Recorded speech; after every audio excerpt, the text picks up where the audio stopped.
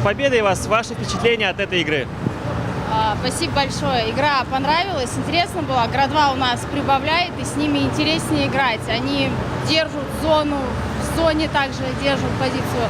В общем, девочки наши прибавили, и тяжелее было сегодня с ними играть, ежели в том году.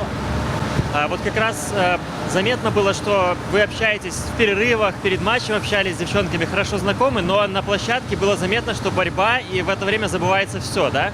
В любом случае у нас тоже есть своя установка. Так-то, конечно же, мы дружим. Это град, это один град в любом случае. Но победа нам нужна была. Так же, как и граду 1 и граду 2. Мы не могли тоже поддаваться или сдаться. У вас получилось по жеребьевке 2 матча подряд. Интервал полчаса. Но, судя вот по тому, что происходило на площадке, силы вы не берегли. То есть вот держали в уме, что следом еще один матч? Конечно же, были указания беречь силы, и потому что у нас 2 игры, все это прекрасно понимают. В принципе, мы старались не в полную бегать, потому что у нас 2-я игра предстоит. А если не секрет, вот эти полчаса, как будете проводить время, чтобы перед игрой настроиться правильно?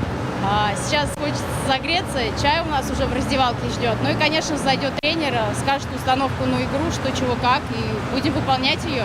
Нужна 2-я победа сегодня.